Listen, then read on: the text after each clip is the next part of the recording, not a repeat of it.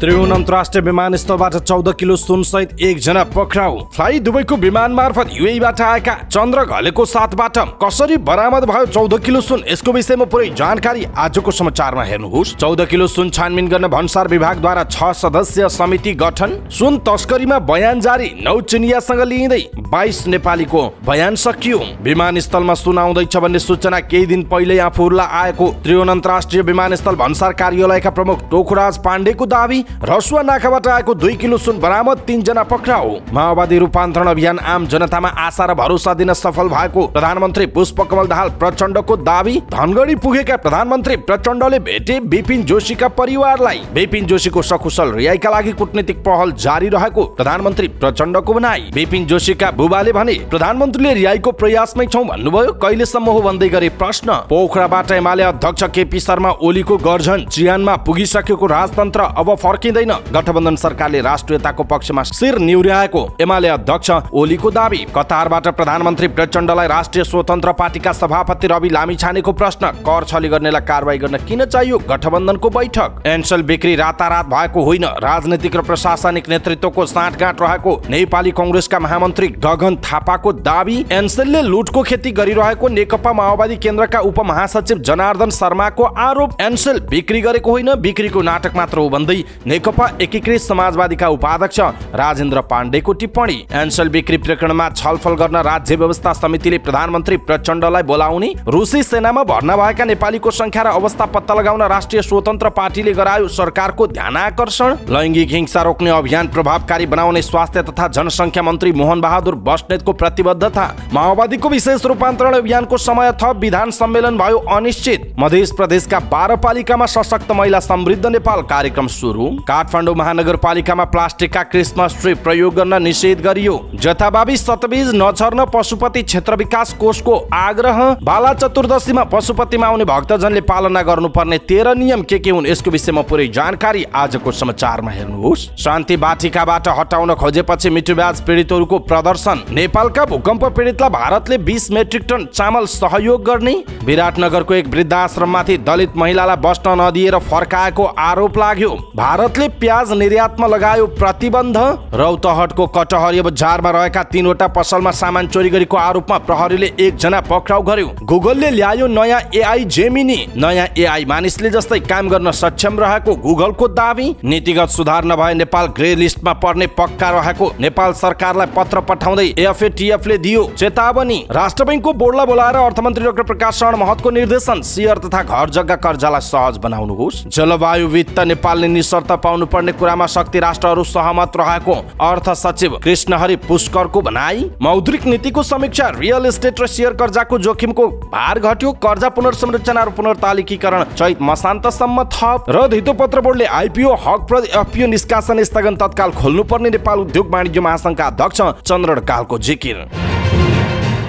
दर्शक महानुभाव नमस्कार। समाचारपाटी.com को न्यूज बुलेटिनमा यहाँलाई हार्दिक स्वागत छ। म प्रहलाद चन्द्र घिमिरे। सदाको जय आज पनि हामी उपस्थित भएका छौँ आजका मुख्य समाचार, ब्रेकिङ न्यूज अपडेट लगायत तपाईँलाई काम लाग्ने हेर्नै पर्ने महत्त्वपूर्ण समाचारहरू लिएर। हाम्रो मेहनतका लागि यो भिडियोमा एउटा लाइक अवश्य गर्नुहोला। दर्शक महानुभाव, पलपलको न्यूज अपडेटका लागि हाम्रो च्यानललाई तपाईँले अहिलेसम्म सब्स्क्राइब गर्नुभएको छैन भने कृपया सब्स्क्राइब गर्नुहोस् अनि नजिकै आउने बेल आइकनलाई क्लिक गर्नुहोला। दैनिक रूपमा हेर्नुहुन्छ भने रेगुलर भनेर लेख्नुहोला। आज पहिलोचोटि भने फर्स्ट टाइम भनेर लेखिदिनुहोला। देशभित्र हुनुहुन्छ भने आफू रहेको गाउँठाउँ सहर जिल्लाको नाम लेख्नुहोला। विदेशमा हुनुहुन्छ भने कुन देशबाट हामीलाई हेरिरहनु भएको छ त्यो कुरा तलको कमेन्ट बक्समा कमेन्ट गर्नुहोला।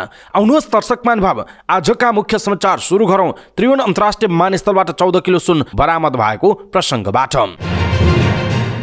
त्रिभुवन अन्तर्राष्ट्रिय विमानस्थलबाट 14 किलो सुनसहित 1 जना पक्राउ परेका छन्। फ्लाइ दुबईबाट आएका गोर्खा बाडफाका चन्द्र घलेको साथबाट 2 किलो सुनको गरेर 7वटा बिस्कुट बरामद गरेको त्रिभुवन अन्तर्राष्ट्रिय विमानस्थल सुरक्षा कार्यालयका प्रमुख डीआईजी अर्जुन चन्दले जानकारी दिनुभएको छ। सुन ल्याउन लगाउने मीन घलेला पनि प्रहरीले धुम्बाराईबाट पक्राउ गरेको उहाँले बताउनुभयो। विशेष सूचनाका आधारमा खटिएको विमानस्थल भन्सार कार्यालय र प्रहरीको टोलीले उनलाई पक्राउ गरेको हो। डीआईजी चन्दका अनुसार गोर्खाका चन्द्र घलेले सुन बोक्न प्रयोग भएका भरिया मात्र हुन्। उनलाई सुन ल्याउने भरियाका रूपमा मात्र केही अघि दुवै पठाइएको देखिन्छ। चन्द्रले भन्नुभयो आस्कोटमा लुकाएर उनले सुन ल्याएका थिए। प्रहरीका अनुसार घलेले गैराती 11:56 बजे फ्लाइ दुबईको FZ 573 विमानबाट काठमाडौँ अवतरण गरेका थिए। विशेष सूचनाको आधारमा भन्सारको टोलीले उनलाई अवतरण गर्ने बित्तिकै पक्राउ गरेको विमानस्थल स्रोतले जनाएको छ।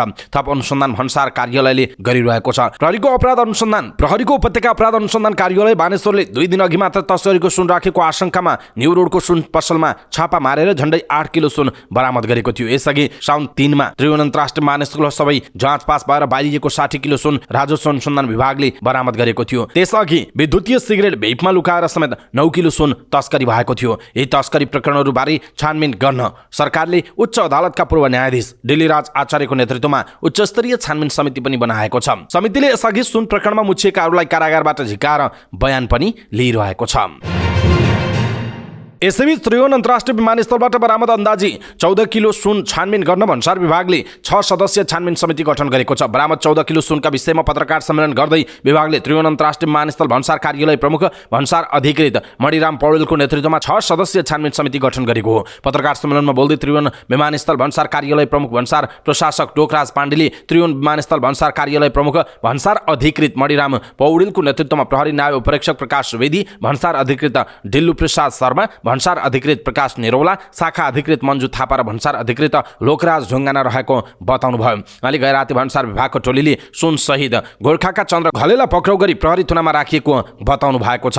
उहाँले फ्लाइ दुबईको उडान नम्बर FZ 573 बाट काठमाडौँ उत्रिएका घलेलाई विमानस्थल भन्सारले पक्राउ गरेर अनुसन्धान गरिरहेको बताउनु भएको छ। यसैबीच सुनको अवैध पैठारी तस्करी नियन्त्रण सम्बन्धी जाँचबुझ आयोगले सुन ओसार पसारमा संलग्न 9 जना चिनिया नागरिकसँग 24 गते आइतबारदेखि बयान लिने भएको छ।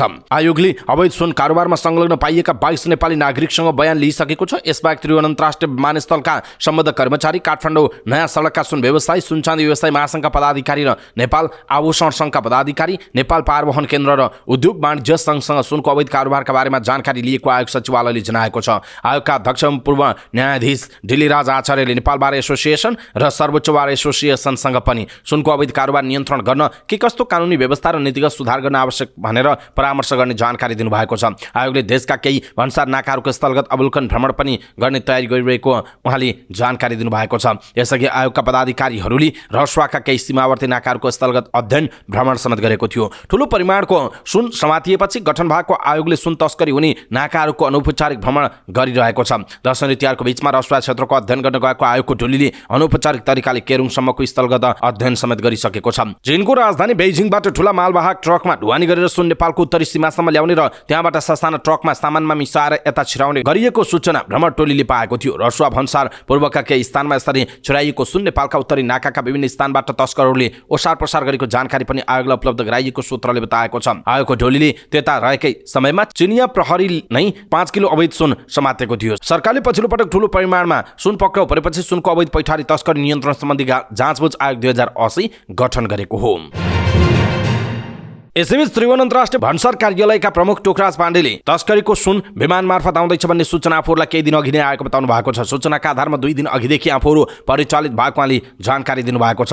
कार्यालयमा शुक्रबार पत्रकार सम्मेलन गर्दै पाण्डेले भन्नुभयो, त्यही सूचनाको आधारमा प्रहरी सहितको टोली बसेर चेक जाँचमा कडाई गरेका थियौँ। उहाँका अनुसार भन्सार र प्रहरीको संयुक्त टोलीले विमानस्थलमा आउने र जाने शङ्कास्पद व्यक्तिहरूलाई निगरानी गरिरहेको थियो। अघिल्लो दिन पनि केही विमानलाई अनुसन्धानको दायरामा ल्याएका थियौँ, तर सुरागकी अनुसार मालवस्तु फेला परेको थिएन। पाण्डेले थप्नुभयो, बिहिबार 10 केजी जति सुन प्राप्त हुने सुराङ्कीका आधारमा दिउँसोदेखि परिचालित थियौँ, राति 14 किलो फेला पर्यो उहाँको भनाइ छ। त्यसक्रममा विमानस्थल भन्सार कार्यालयले बिहिबार राति 11:40 बजे फ्लाइ दुबईको जहाजमा आएका एक व्यक्तिलाई पक्राउ गरेर 14 किलो सुन बरामद गरेको हो। पाण्डेका अनुसार उनीसँग सोधपुछ गर्ने क्रममा उनले सुन गोर्खाका मीनबहादुर घलेका लागि ल्याइएको बयान दिएका थिए। त्यही आधारमा घलेलाई पनि पक्राउ गरिएको बताइएको छ। सँगसँगै यो घटनाको छानबिनका लागि भन्सार कार्यालयका प्रमुख भन्सार अधिकृत मणिराम पौडेलको संयोजकत्वमा एक समिति समेत गठन भएको जनाइएको छ।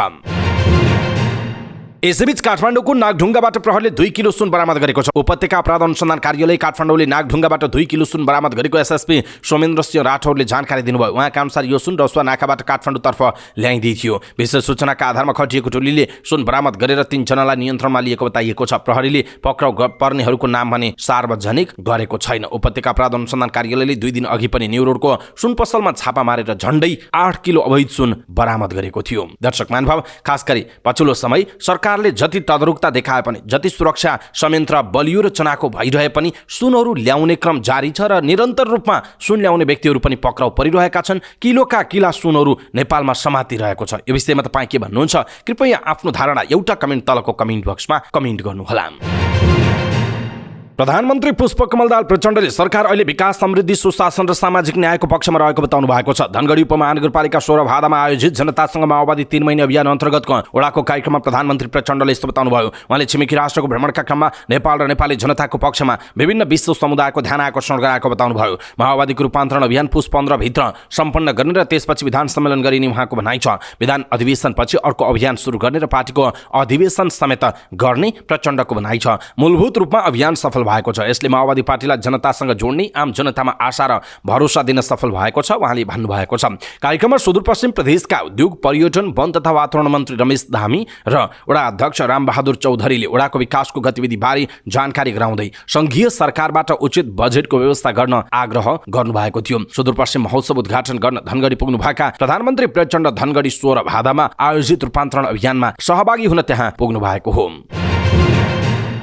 प्रधानमन्त्री पुष्पकमल दाहाल प्रचण्डले विपिन जोशीका परिवारलाई भेट्नु भएको छ। शुक्रबार बिहान कैलालीमा प्रधानमन्त्री प्रचण्डले जोशीका बुबाआमासँग भेट्नु भएको। जोशीका परिवारलाई कैलाली एयरपोर्टमा भेटेर छलफल गरेको प्रधानमन्त्रीका फोटो पत्रकार प्रदीप राजवन्तले जानकारी दिनुभयो। जोशी इजरायल हमास युद्धमा बन्दी हुनुहुन्छ। सरकारले जोशीलाई छुटाउन कूटनीतिक पहल गरिरहेको बताएको छ। भेटका क्रममा प्रधानमन्त्री प्रचण्डले विपिनको सकुशल रिहाइका लागि आफूहरूको पहल निरन्तर रहेको प्रधानमन्त्री प्रचण्डले बताउनु भएको छ। सुदूरपश्चिम महोत्सवको उद्घाटनको लागि धनगढी पुग्नुभएका उहाँले धनगढी विमानस्थलमा जोशीका अभिभावकलाई भेट्नु भएको हो। त्यसक्रममा प्रधानमन्त्री प्रचण्डले विपिनको सकुशल रिहाइका लागि अधिकतम कूटनीतिक पहल जारी राखेको बताएको प्रधानमन्त्रीको सचिवालयले जनाएको छ। यसैबीच इजरायल हमास युद्धका क्रममा बेपत्ता कञ्चनपुरका विपिन जोशीका आमा बुबाले उनको रिहाइका लागि पहल गर्न प्रधानमन्त्री पुष्पकमल दाहाल प्रचण्डलाई आग्रह गर्नुभएको छ। सुदूरपश्चिम पुग्नुभएका प्रधानमन्त्री प्रचण्डलाई धनगढी विमानस्थलमा भेट गर्दै विपिनका आमा बुबाले रिहाइका लागि पहल गर्न आग्रह गर्नुभयो। प्रधानमन्त्री ज्यूलाई भेटेर छोराको अवस्था पत्ता लगाइदिनु पर्यो भनेर आग्रह गरेका छौँ। उहाँले हामी चाँडो रिहाइका लागि प्रयासमै छौँ भन्नुभयो। विपिनका बुवा महानन्द जोशीले भन्नुभयो, तर कहिलेसम्म हुने हो त्यो थाहा छैन। हाम्रो सम्पर्कमा आएपछि मात्र विश्वस्त हुन सकिन्छ उहाँको भनाइ छ। जोशीको परिवारसँग प्रधानमन्त्रीले परराष्ट्र मन्त्री एनपी साउद शनिबार इजरायल जान लागेको जानकारी समेत गराउनुभयो। हमासले इजरायलमा आक्रमण गरेकै दिनदेखि बेपत्ता भएका जोशीको अवस्था अहिलेसम्म अज्ञात छ। इजरायल सरकारले जोशी हमासको नियन्त्रणमा रहेको जनाएको छ। जोशीका आमा बुबा झण्डै 2 महिनादेखि उहाँको रिहाइको माग गर्दै आउनु भएको छ। प्रधानमन्त्रीले परराष्ट्र मन्त्री पनि इजरायल जाँदै हुनुहुन्छ भन्नुभयो। विपिनका लागि हो कि होइन थाहा भएन। जोशीले भन्नुभयो, एकपटक सम्पर्कमा आए छोरा फर्किहाल्ने थियो। प्रधानमन्त्री आउने खबर पाएपछि शुक्रबार बिहानै महेन्द्रनगरदेखि धनगढी पुग्नुभएका विपिनका आमा बुबा उहाँलाई भेटेर फर्किसक्नु भएको छ। सुदूरपश्चिम विश्वविद्यालयको कृषि विज्ञान संकायमा अध्ययनरत विपिन सहितका 19 विद्यार्थीहरू लर्न एन्ड अर्न कार्यक्रम अन्तर्गत गत भदौ 27 गते इजरायल गएका थिए। असोज 20 गते किबुज स्थित कृषि फर्ममा हमासले गरेको आक्रमणमा परि 10 नेपाली विद्यार्थीको मृत्यु भएको थियो भने कञ्चनपुरको भीमदत्त नगरपालिका 3 का जोशी सम्पर्कविहीन हुनु भएको हो। इजरायली सेना र तेल अभिव स्थित नेपाली राजदूतावासले विपिन हमासको नियन्त्रणमा रहेको पुष्टि गरे पनि उनको अवस्था कस्तो छ भन्ने कुराको खुलासा भएको छैन। नेकपा एमालेको मध्यपहाडी लोकमार्ग पोखराबाट लमजुङतर्फ अगाडि बढेको छ। मक्सिर 14 मा भैतडीबाट मध्यपहाडी लोकमार्गको यात्रा बागलुङ पर्वत कास्की हुँदै लमजुङ प्रवेश गरेको हो। सोही क्रममा पोखरा आइपुगेको यात्रालाई पोखरा 25 हेम्जामा ओलीले सम्बोधन गर्नुभयो। हेम्जाको मिलनचोकमा आयोजित कार्यक्रममा ओलीले मरेर चिहानमा पुगिसकेको राजतन्त्र फर्कनेवाला नरहेको बताउनुभयो। एमालेको समृद्धिका लागि संकल्प यात्रा प्रतिक्रियावादीहरूका लागि सन्देश भएको पनि ओलीको भनाइ छ। 16 वर्ष अगाडि मरेर चिहानमा पुगिसकेको राजतन्त्र फर्कनेवाला छैन। नेपाली जनताको गरिबीको कारण, कष्टका कारण, दुःखको कारण नेपाल विकसित हुन नपाउनुको कारण राजतन्त्र हो। ओलीले भन्नुभयो, त्यस्तो राजतन्त्र सामन्ती प्रणालीलाई फर्कन दिइने छैन जसले हजारौंको ज्यान लियो। त्यो कुराको सन्देश पनि चाहेका हौं उहाँको भनाइ छ। लोकतान्त्रिक गणतन्त्रको रक्षाका निम्ति एमाले लडेको र एमालेले लडेर ल्याएको व्यवस्था त्यतिकै बलिदान दिएर संघर्ष गर्न पनि तयार रहेको ओलीको भनाइ छ। तर अहिलेको अवस्थामा कुनै बलिदानी दिइरहनु पर्ने आवश्यकता नरहेको पनि ओलीले बताउनुभयो। नेकपा एमाले कसैले गला सझाउने पार्टी नभएर समाज परिवर्तन गर्ने शक्ति भएको ओलीले बताउनु भएको छ। एमाले मात्रै यो देशको विकास गर्ने दाबी गर्नुभएका ओलीले आफू नेतृत्वको सरकार चुनावसम्म रहेको भई अरू पार्टीको राजनीतिक सटर बन्द हुने जिकिर गर्नुभयो। यसैबीच अहिले सरकार छ जस्तो पनि र छैन जस्तो पनि भइरहेको ओलीले बताउनु भएको छ। अहिलेको सरकारले भ्रष्टाचार र कमिसन तन्त्रको जालो मात्र फिजाएको उहाँको भनाइ छ। त्यसैले त एमाले पनि चुप लागेर नबस्ने ओलीको भनाइ छ। एमाले बाहेक अरू कसैले विकास गर्दैन भनेर 3 वर्षमा देखाइसकेको ओलीले दाबी गर्नुभयो। एमालेलाई विश्वास गरेर लाखौं मानिस जोडिएको र त्यो विश्वास टुट्न नदिने ओलीले बताउनु भएको छ। झोलाघाट चिवा भन्ज्याङ समृद्धिका लागि संकल्प यात्रामा लाखौंको संख्यामा सहभागी भएको ओलीको दाबी रहेको छ। शुक्रबार पोखरामा पुष्पलालको शालिगमा माल्यार्पण गर्नुभएका ओलीले संकल्प यात्राको नेतृत्व गर्दै शुक्रबार अमरसिंह, तालचोक र रूपा गाउँपालिका आउँदै लमजुङ प्रवेश गर्नुभएको छ। लमजुङको मध्य नेपालमा रहेको करापुटारमा रहेको ईशानेश्वर महादेवको दर्शन गरेर शुक्रबार नै एमाले अध्यक्ष ओलीले सुन्दर बजारको सभामा सम्बोधन गरेको जनाइएको छ। राष्ट्रिय स्वतन्त्र पार्टीका सभापति रवि लामिछानेले संसदीय समितिमा भर्चुअल सहभागिता जनाउन नपाएपछि सामाजिक सञ्जाल मार्फत आफ्नो कुरा राख्नु भएको छ। अहिले जारी राज्य व्यवस्था तथा सुशासन समितिको बैठकमा भौतिक रूपमा उपस्थित हुन नपाएपछि, भर्चुअल माध्यमबाट कुरा राख्न नपाएपछि सामाजिक सञ्जालमा आफ्नो कुरा राख्न बाध्य भएको उहाँले बताउनुभयो। उहाँले फेसबुकमा लेख्नुभयो, मैले कतारमा छु। नेपालमा भर्खरै राज्य व्यवस्था तथा सुशासन समितिको बैठक सुरु भएको छ। भौतिक रूपमा उपस्थित जनाउन नसके पनि मेरा केही प्रश्न भिडियो मार्फत राख्न दिनु भनी अनुमति मागे, तर नपाएपछि सो भिडियो सामाजिक सञ्जालमा पोस्ट गर्दैछु। आशा छ सम्बन्धित निकाय सम्म मेरा प्रश्न पुग्ने नै छन्। उहाँले आफूले पहिलादेखि नै संसदको क्यालेन्डर बनाउनु पर्छ भनेर भन्दै आइरहे पनि नमानेको बताउनु भयो। उहाँले एनसेलको कर छलीमा कारबाही गर्न सरकारले छानबिन समिति बनाएको प्रति आपत्ति जनाउनु भयो। उहाँले भन्नुभयो, हामीलाई किन छानबिन समितिको यति धेरै मोह छ, छानबिन समितिको काम किन प्रभावकारी छ भनेर पनि छानबिन गर्नका लागि अर्को समिति बनाउलान् भन्ने दिन नआउला भन्न सकिँदैन। हरेक कुरामा किन चाहियो समिति? कर छली भएको कुरा गरेपछि प्रधानमन्त्रीले कर कार्यालयको सम्बन्धित निकायलाई बोलाउने हो कि सत्ता गठबन्धनको बैठक बोलाउने हो? छानबिन गर्न गठबन्धन दलहरू तयार रे। सिस्टम भन्ने कुरा चराको नाम हो भन्ने कुरा हामीले कहिले थाहा पाउने उहाँको भनाइ छ। यस्तै उहाँले जाजरकोट भूकम्पका प्रभावितलाई चिसोबाट जोगाई पुनर्स्थापना र पुनर्निर्माणमा सरकारले तय गरेको नीति र योजनाबारे जानकारी गराउने व्यवस्थाका लागि समितिका सभापतिको ध्यानाकर्षण समेत गराउनु भएको छ। नेपाली कांग्रेसका महामन्त्री गगन थापाले एनसेलको शेयर स्वामित्व खरिद बिक्रीमा नेपालको राजनीतिक र प्रशासनिक नेतृत्वको साँठगाँठ भएको आशंका व्यक्त गर्नुभएको छ। प्रतिनिधि सभाको राज्य व्यवस्था समितिमा बोल्दै उहाँले एनसेलको स्वामित्व खरिद बिक्री रातारात नभएको बताउनुभयो। म के कुरा दावाका साथ भन्न सक्छु भने एनसेलको सन्दर्भमा जे कुरा भएको छ रातारात भएको होइन। राजनीतिक नेतृत्व र प्रशासनिक नेतृत्वको ठूलो साँठगाँठ, ठूलो भरथिग, ठूलो भरोसा नभई यो कुरा भएकै छैन उहाँले भन्नुभएको छ।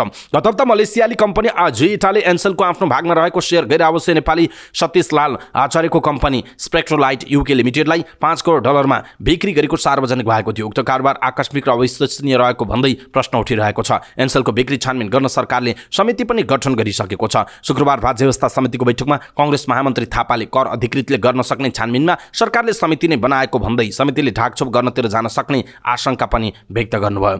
अब बल त समितिको कोर्टमा गएको छ। समिति ठिक छ कि छैन, समितिको बनोट ठिक छ कि छैन, ढाकछोप गर्नेतिर जाने हो कि यो कुरा कसले हेर्ने हो? थापाले प्रश्न गर्दै भन्नुभयो, त्यो कुरा राज्य व्यवस्था समितिले हेर्नुपर्छ। सरकारले एनसेल बिक्री कुनै मन्त्रालयको विषय होइन, समिति बनाएर हेर्छु भनेको भन्दै समितिले ठिक ढङ्गले काम गर्छ कि गर्दैन हेर्नुपर्ने बताउनुभयो। एनसेल बिक्री प्रकरणमा संसदीय समिति कसैको प्रभावमा पर्दैन भन्ने विश्वास हुने गरी काम गर्नुपर्ने पनि महामन्त्री थापाको भनाइ छ। एनसेलको लगानीकर्ता आजेटाले जाँदा जाँदै नेपालमा लगानीको वातावरण नभएको भने दिएको वक्तव्यको पनि उहाँले विरोध जनाउनु भयो। नेपालमा कुनै मुनाफा कमाउने राज्यका माथिल्लो ओदाका व्यक्तिहरूसँग बाक्लो उठबस गर्ने तर वैदेशिक लगानी गर्ने ठाउँ होइन भनेको भन्दै थापाले विरोध पनि जनाउनु भएको हो।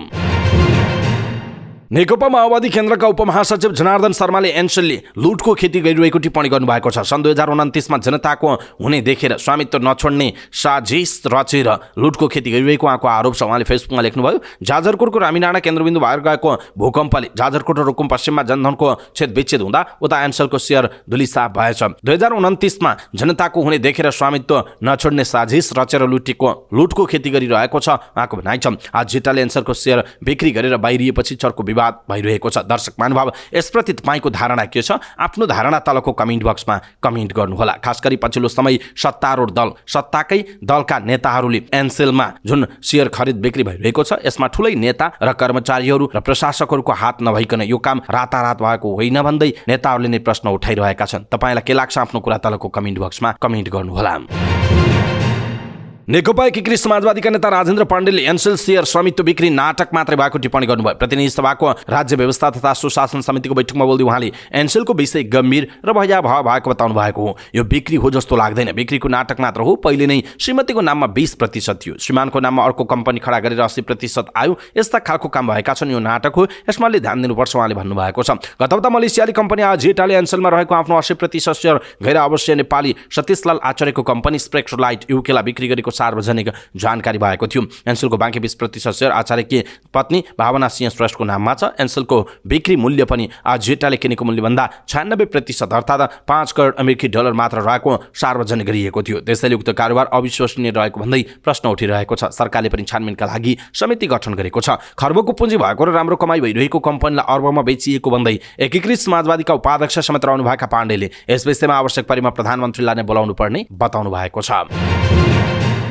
प्रतिनिधि सभाको राज्य व्यवस्था तथा सुशासन समितिले एनसेल बिक्री प्रकरणबारे जानकारी लिन प्रधानमन्त्री पुष्पकमल दाहाल प्रचण्डलाई बोलाउने भएको छ। शुक्रबार बसेको समितिको बैठकले एनसेल बिक्री र त्यस विषयमा सरकारले चालेका कदमबारे जानकारी लिन प्रधानमन्त्री पुष्पकमल दाहाल प्रचण्डलाई बोलाउने निर्णय गरेको हो। समिति सभापति रामरी खतिवड़ाले प्रधानमन्त्रीलाई पत्र पठाइने जानकारी दिनुभयो। त्यसपछि प्रधानमन्त्रीको समय लिएर छलफलका लागि मिति तय गर्ने उहाँको भनाइ छ। समितिको बैठकमा सांसदहरूले एनसेलको शेयर बिक्रीको विषयमा शंकास्पद रहेको धारणा राखेका थिए। कांग्रेस महामन्त्री गगन थापाले राजनीतिक र प्रशासनिक नेतृत्वको साँठगाँठ बिना एनसेल खरिद बिक्री यो रूपमा गर्न सम्भव नभएको बताउनुभयो। एकीकृत समाजवादीका नेता राजेन्द्र पाण्डेले पनि एनसेल बिक्री गरेको नभई बिक्रीको नाटक मात्र गरेको हुन सक्ने बताउनु भएको थियो। दर्शक महानुभाव, पछिल्लो समय एनसेलको बारेमा देशका नेताहरू, जनताहरू सबैले सामाजिक सञ्जालदेखि लिएर विभिन्न बहसहरूमा, विभिन्न बैठक तथा छलफलहरूमा कुराहरू उठाइरहेका छन्। तपाईलाई चाहिँ के लाग्छ? आफ्नो कुरा तलको कमेन्ट बक्समा कमेन्ट गर्नुहोला।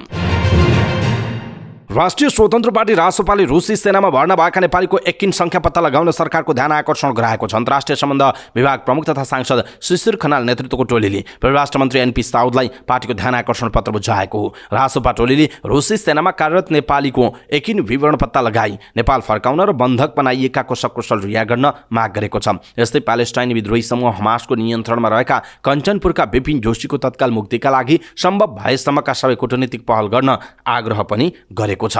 ध्यान आकर्षण पत्र बुझाउन नेता खनाल सहित प्रमुख सचेतक सन्तोष परियार, सचेतक निशा ढाँगी र सांसद अशोक कुमार चौधरी जानुभएको थियो। स्वास्थ्य तथा जनसङ्ख्या मन्त्री मोहन बहादुर बस्नेतले लैङ्गिक हिंसा रोक्ने अभियानमा प्रभावकारी काम गर्ने प्रतिबद्धता व्यक्त गर्नुभएको छ। लैङ्गिक हिंसा विरुद्धको 16 दिने अभियान एवं स्वास्थ्य क्षेत्रको लैङ्गिक समानता तथा सामाजिक समावेशीकरण रणनीति 2080 सार्वजनिकरण तथा अन्तर्क्रिया कार्यक्रममा उहाँले यस्तो प्रतिबद्धता व्यक्त गर्नुभयो। छलफल कार्यक्रममा उहाँले हिंसा रोक्ने रणनीतिलाई व्यवहारमा उतार्नका लागि आफ्नो भूमिका सकारात्मक मात्र होइन प्रभावकारी समेत हुने बताउनु भएको छ। 6 महिनाभित्रमा स्वास्थ्य मन्त्रालयलाई हेर्न लायकको बनाउने भन्दै उहाँले भन्नुभयो, यसका लागि पञ्चवर्षीय योजना नै चाहिँदैन, सबै एकताबद्ध भएर अगाडि बढ्नुपर्छ। त्यसका लागि मन्त्रालयले गर्नुपर्ने भूमिकामा कमी रहँदैन उहाँको भनाइरहेको छ। नेकपा माओवादी केन्द्रको विधान सम्मेलन मक्सिरमा नहुने निश्चित भएको छ। गत साउनमा बसेको केन्द्रीय समितिको बैठकले विधान सम्मेलन मक्सिरमा गर्ने निर्णय गरेको थियो। तर अहिले प्रधानमन्त्री समेत रहनुभएका पार्टी अध्यक्ष पुष्पकमल दाहाल प्रचण्डको व्यस्तता, जनतासँग माओवादी विशेष रूपान्तरण अभियान लगायतको विषयलाई लिएर सम्मेलन सार्ने तयारी भएको छ। गत भदौ 16 देखि 3 महिनाका लागि अभियान सुरु भएको थियो। अभियानले पार्टी संगठनलाई सक्रिय तुल्याएको भन्दै पुस 16 गतेसम्म पुर्याइएको केन्द्रीय कार्यालयका सचिव श्रीराम ढकालले जानकारी दिनुभएको छ। अभियान प्रभावकारी ढङ्गले चलेकाले अहिले हामीले 1 महिना समय थप गरेका छौँ। पुस 16 गतेसम्म यही अभियान चल्ने भएपछि मक्सिरमा गर्ने भनिएको विधान सम्मेलन सर्ने निश्चित भइहाल्यो उहाँको भनाइ छ। अहिले जारी अभियानको रिपोर्ट आएपछि समीक्षा गर्न बस्ने केन्द्रीय समितिको बैठकले सम्मेलनको मिति तय गर्ने उहाँले बताउनु भएको छ। उहाँले भन्नुभयो, जारी अभियानको तलदेखि समीक्षाको रिपोर्ट आएपछि केन्द्रीय समितिको बैठकले निर्णय गर्छ। अब त्यही बैठकले नै विधान सम्मेलनको मिति तय गर्छ उहाँको भनाइ छ। अभियान र पार्टी अध्यक्ष प्रचण्ड नेतृत्वको सरकारले गरेको कामको कारणले पार्टीप्रति जनविश्वास बढ्दै गएको अभियानको प्रारम्भिक निष्कर्ष छ। त्यही अनुरूप पार्टी सञ्चालन हुने र आगामी फागुनभित्रमा विधान सम्मेलन गरिसक्ने तयारी रहेको नेताहरूले बताएका छन्। पार्टी विधि र प्रक्रिया अनुसार नचलेको भन्दै विधान सम्मेलनको 6 महिनापछि विशेष महाधिवेशन गर्ने माओवादीले निर्णय गरेको थियो।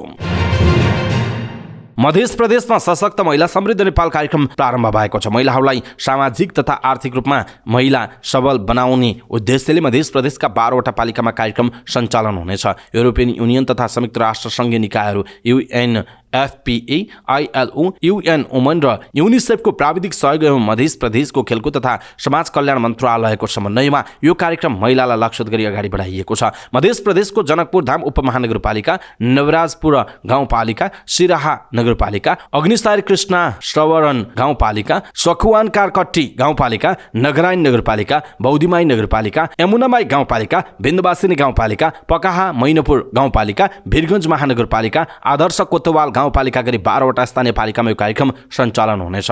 कार्यक्रमको जनकपुरमा उद्घाटन गर्दै मध्य प्रदेश सभाका महिला बालबालिका तथा सामाजिक न्याय समिति सभापति रूपा कुमारी यादवले मधेसमा बढ्दै गएको महिला हिंसाको नियन्त्रण तथा महिला सशक्तिकरणमा यो कार्यक्रमले मद्दत पुग्ने विश्वास व्यक्त व्यक्त गर्नुभयो। मध्य प्रदेशका खेलकुद तथा समाज कल्याण मन्त्रालयका सचिव चुडामणि फुयालले मधेसमा शिक्षा कमजोर नभएको र शिक्षित नयाँ पुस्ता आएपछि महिला हिंसाका समस्या पनि नियन्त्रण हुँदै जाने आशा व्यक्त गर्नुभएको छ।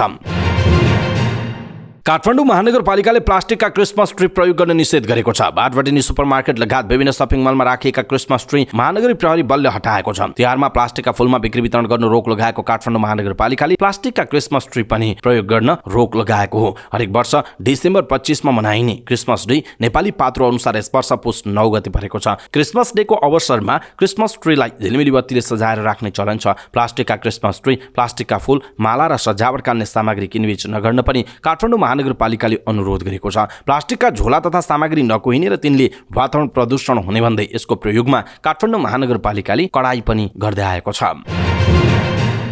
पशुपतिनाथ मन्दिर परिसरमा मक्सिर 14 गते रातिदेखि सुरु हुने बाला चतुर्दशी पर्वमा जथाभावी सतबीज नछर्न पशुपति क्षेत्र विकास कोषले आग्रह गरेको छ। आउँदो सोमबार सतबीज छर्दा 13 मुदी नियम पालना गर्न भक्तजनलाई अनुरोध गरिएको पशुपति क्षेत्र विकास कोषका सदस्य सचिव राजकुमार खत्रीले जानकारी दिनुभयो। उहाँका अनुसार कोषले ढुङ्गा छापेको ठाउँमा सतबीज नछर्न र वृक्षारोपण गरेको ठाउँ र बिरुवाको संरक्षण गर्न तथा बालबालिकाको साथमा परिचय पत्र राख्न आग्रह गरिएको छ। यसैगरी कोषले एक सार्वजनिक सूचना प्रकाशित गरी कैलाश चौरमा पाल राखी बत्ती बाल्न नपाइने तर सतबीज छर्न पनि पाइने जनाएको छ। बत्ती बाल्नका लागि कैलाशको फेदी, पशुपतिनाथ मन्दिर, पशुपति कोर क्षेत्र, हंस मण्डप, चौर सहित बागमती नदीको खाली किनारमा व्यवस्था गरिएको जनाइएको छ। पितृको स्मृतिमा बत्ती बाल्ने भक्तजनका लागि नेपाली सेना तथा पशुपति क्षेत्र विकास कोषको सहयोगमा निःशुल्क पालको व्यवस्था गरिएको कोषका कार्यकारी निर्देशक डाक्टर घनश्याम खतिवडाले जानकारी दिनुभयो। उहाँका अनुसार आफै उपस्थित भई बत्ती बाल्न नसक्नेका लागि कोषमा 2100 शुल्क बुझाइ बत्ती बालिदिने व्यवस्था समेत मिलाइएको छ। त्यस्ता भक्तजनले पशुपति मन्दिरको पश्चिमतर्फको बाहिरी ढोकामा रहेको पशुपति क्षेत्र विकास कोषको बिक्री कक्षमा सम्पर्क राख्नुपर्नेछ। बाला चतुर्दशी पर्वलाई लक्षित गरी पशुपति मन्दिरको वरपरका क्षेत्रमा माछा, मासु, जाँड, रक्सी र अन्य नशालु पदार्थ सेवन तथा बिक्री वितरणमा रोक लगाइएको छ। बाला चतुर्दशी पर्व आउँदो सोमबार अर्थात् मक्सिर 14 गतेबाट सुरु हुँदैछ। आफ्ना पितृको स्मृतिमा अघिल्लो दिन रातभर बत्ती बालेर जागराम बस्ने र भोलिपल्ट बिहानै सतबीज छर्ने चलन छ। पशुपतिनाथमा लाग्ने बाला चतुर्दशी पर्वलाई मध्यनजर गर्दै गौशाला मित्रपार्क सडकबाट पूर्व, पशुपति क्षेत्रको पूर्व सिमानाबाट पश्चिम, गौशाला तिलगङ्गा चक्रपथबाट उत्तर, मित्रपार्क उमाकुण्ड गौरी घाट हुँदै गुहेश्वरीबाट दक्षिण भित्रका सबै भागमा यही मक्सिर 27 गतेसम्म मासु तथा मदिरा उत्पादन, बिक्री, ओसार प्रसार, भण्डारण र सेवनमा पूर्ण रूपमा रोक लगाइएको कोषका सदस्य सचिव खत्रीले बताउनु भएको छ। त्यसैगरी बाला चतुर्दशी पर्वका लागि पशुपतिनाथमा पुग्ने भक्तजनका लागि नेपाली सेना र पशुपति क्षेत्र विकास कोषले निःशुल्क 13,000 स्क्वायर फिट टेन्ट तथा पार्किङको व्यवस्था मिलाएको सदस्य सचिव खत्रीले बताउनु भयो। पशुपतिनाथमा मक्सिर 24 र 25 गते लाग्ने बाला चतुर्दशी पर्वलाई सभ्य र भव्यताका साथ सफल पार्नका लागि नेपाली सेना, नेपाल प्रहरी, सशस्त्र प्रहरी तथा पशुपति क्षेत्र विकास कोषका सम्पूर्ण जनशक्ति खटिएको पशुपति क्षेत्र विकास कोषका कार्यकारी निर्देशक डाक्टर खतिवडाले बताउनुभयो। जिल्ला प्रशासन कार्यालय काठमाडौँले शान्ति वाटिकामा पनि आन्दोलनको कार्यक्रम गर्न नपाउने गरी रोक लगाएको छ। शान्ति वाटिकामा धरना दिँदै आइरहेको मिटर ब्याज पीडितहरू र आरती शाहका आमा बुवालाई समेत शान्ति वाटिकाबाट हटाउन लागिएको छ। प्रहरी वृत्त दरबार मार्गका डीएसपीको टोलीले बिहिबार पीडितहरूलाई ठाउँ खाली गराउन आदेश दिएको थियो। प्रहरीले उनीहरूलाई शान्ति वाटिकाबाट हटाउन लागेपछि पीडितहरूले प्रदर्शन गरे। शुक्रबार उनीहरूले शान्ति वाटिकामा प्रदर्शन गरेका हुन्। सिडिओ कार्यालयले माइतीघरमा समेत आन्दोलन गर्न नपाउने गरी निषेधाज्ञा लगाएको छ। शान्तिपूर्ण प्रदर्शन गर्ने लोकतान्त्रिक परिधिमा निषेधाज्ञा लगाएर सरकारले अधिनायकवादी चरित्र देखाइरहेको उनीहरूको आरोप रहेको छ। यस्तै मिटर ब्याज तथा ठगी विरुद्ध किसान मजदुर सङ्घर्ष समितिले विज्ञप्ति जारी गरेको छ। शान्तिपूर्ण आन्दोलन गरिरहेको पीडितहरूलाई हटाएर सरकार सुदखोरको प्रभावमा परेको उनीहरूको आरोप छ।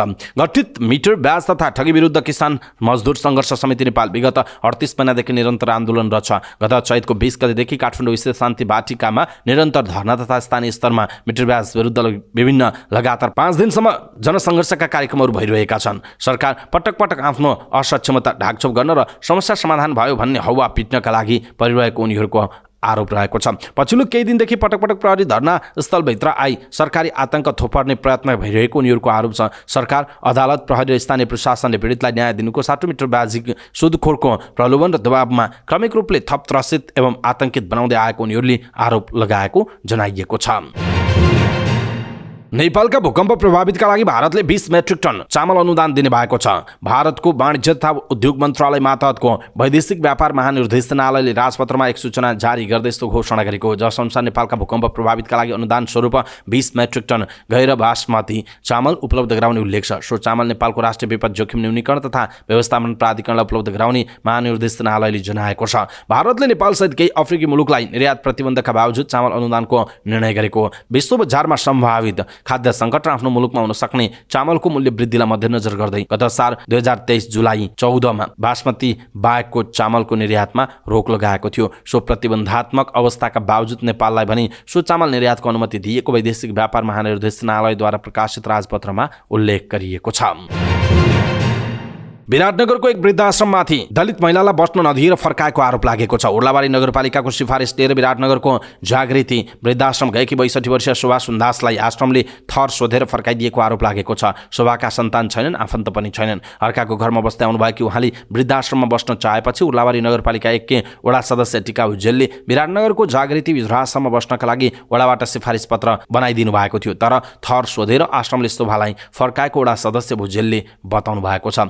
को कोही छैन, असहाय मान्छे हो। भुजेलले भन्नुभयो, आश्रममा के थरी भनेर सोद्धा उहाँले दमाई भन्नुभयो। त्यसपछि यस्तो जातको त हामीले राख्ने गरेको छैन भन्नुभयो। उर्लाबारी नगरपालिका 3 ले शोभा सुन्दासलाई मक्सिर 14 गते सिफारिस पत्र बनाइदिएको थियो। सोही सिफारिस पत्र बोकेर उहाँ 15 गते आश्रम जानुभयो, तर आश्रमका सञ्चालकले दलित रहेछौ भन्दै बस्न नदिएपछि उनी उर्लाबारी 7 मा अर्काको घरमा बस्दै आएको वडा सदस्य भुजेलको भनाइरहेको छ। सहारा खोज्दै आश्रम पुग्नु भएकी शोभा आश्रमबाटै अपहेलित भएको भन्दै दलित अधिकार कर्मीहरूको सहयोगमा प्रहरी कार्यालय पुग्नु भयो। उहाँले बिहिबार नै जिल्ला प्रहरी कार्यालयमा निवेदन पनि दिनुभएको छ। वडा सदस्य भुजेलले जातकै कारणले शोभालाई आश्रममा बस्न नदिएको दाबी गर्नुभयो। 21औं शताब्दीमा जातीय विभेदले गर्दा आश्रममा बस्न नपाउने दुःखलाग्दो घटना भयो। उहाँले भन्नुभयो, आश्रमले नराखेपछि उहाँ उर्लाबारी 7 मा अर्काको घरमा हुनुहुन्छ। दलित अधिकार कर्मी उमेश विश्वकर्माले पनि जातका आधारमा वृद्ध महिलामाथि विभेद भएको बताउनुभयो। जिल्ला प्रहरी कार्यालय मोरङका प्रहरी नायब प्रेक्षक रञ्जन कुमार दालले आश्रमले बस्न नदिएको जारी परेपछि बुझ्ने काम भइरहेको जनाइएको छ। यसैबीच जागृति आश्रम सञ्चालक समितिले पनि जातका आधारमा महिलामाथि विभेद नगरेको दाबी गरेको छ। आश्रमको अहिलेको भवन साँगुरो भएका कारण केही समयपछि राख्ने भनेको आश्रम अध्यक्ष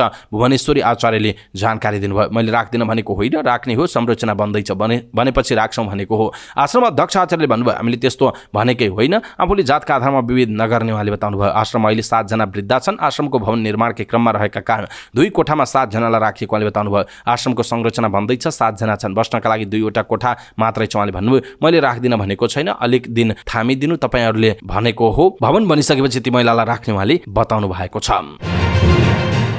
भारतले प्याज निर्यातमा प्रतिबन्ध लगाएको छ। भारतको वैदेशिक व्यापार महानिर्देशनालयले एक राजपत्र प्रकाशित गर्दै डिसेम्बर अन्तिमसम्मको प्याज निर्यातको कसिलो व्यवस्था परिमार्जन गर्दै शनिबारबाट लागू हुने गरी प्याज निर्यातमा प्रतिबन्ध लगाएको जनाएको छ। यस्तो निर्णयपछि अब 2081 वैशाखसम्म भारतीय नीतिको असर नेपाली बजारमा पर्नेछ। प्याज निर्यातमा न्यूनतम मूल्य तोकिए लगत्तै नेपालमा प्याजको उपभोक्ता मूल्यमा वृद्धि भएको थियो। यसअघि अक्टोबर 8 मा वैदेशिक व्यापार नीतिमा संशोधन गर्दै भारतले प्याजको निर्यातमा न्यूनतम निर्यात मूल्य प्रति मेट्रिक टन $800 तोकेको थियो। भारतीय बजारमा प्याजको मूल्यमा उल्लेख्य वृद्धि भएको भन्दै स्थानीय बजारमा मूल्य वृद्धि रोक्न भारतले यस्तो निर्णय गरेको जनाइएको छ।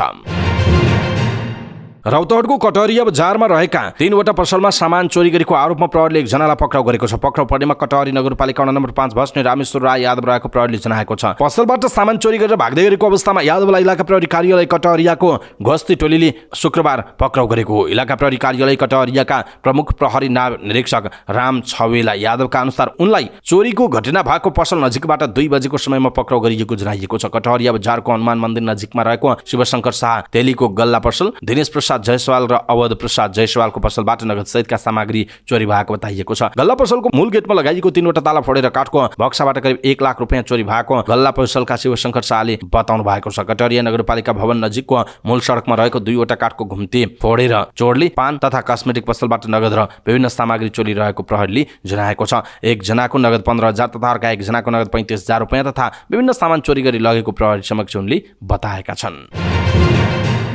गुगलले आफ्नो नयाँ आर्टिफिसियल इन्टेलिजेन्स AI टुलको सार्वजनिक गरेको छ। जेमिनी नामक उक्त टुल विभिन्न विषयमा मानिसले जस्तै काम गर्न सक्षम रहेको बताइएको छ। उदाहरणका लागि कुनै चिजलाई हेरेर अन्दाज लगाउन लगाउने मामिलामा यसले मानिसले जस्तै पहिचान गर्न सक्छ।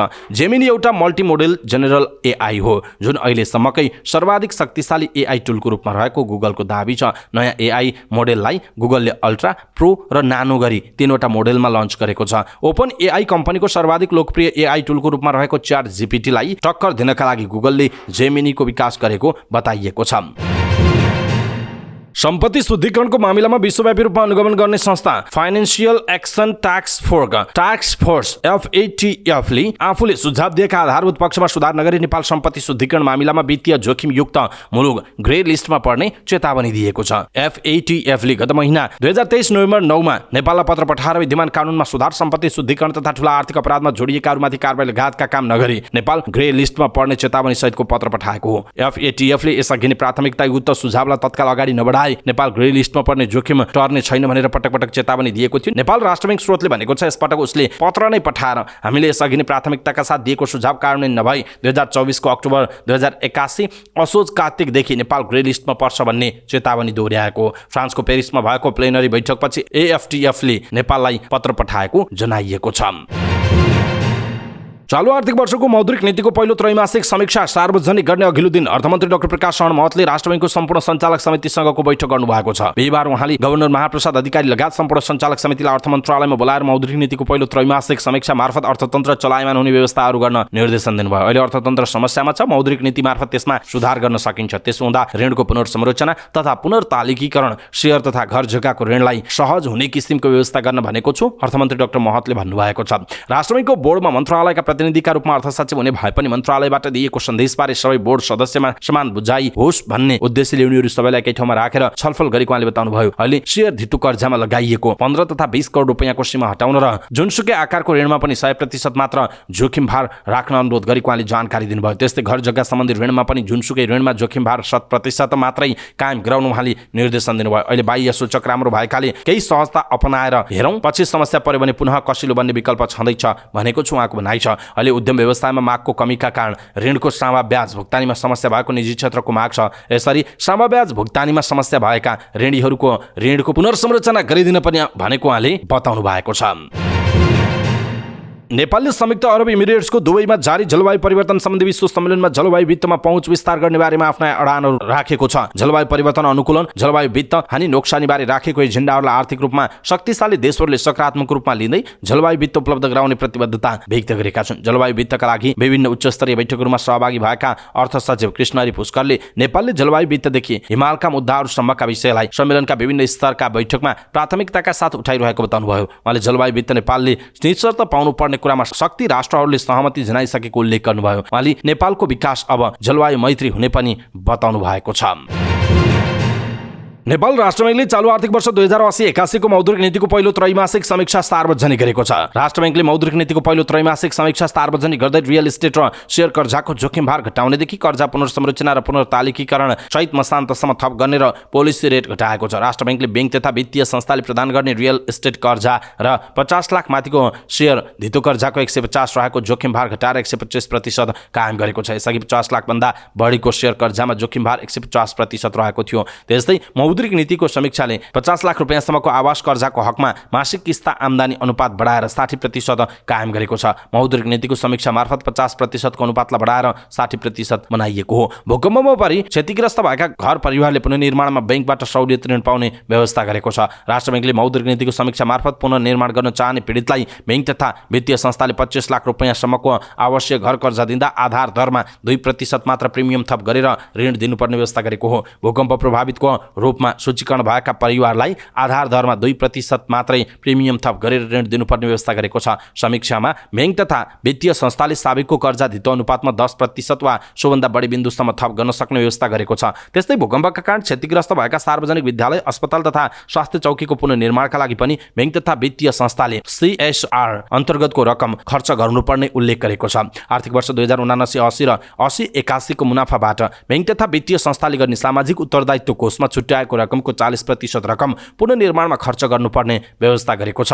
मौद्रिक नीतिको समीक्षामा पोलिसी रेट घटाएको छ। बैंक दरलाई 7.5%बाट घटाएर 7%मा झारिएको छ भने नीतिगत दरलाई 6.5%बाट घटाएर 5.5%मा झारेको छ।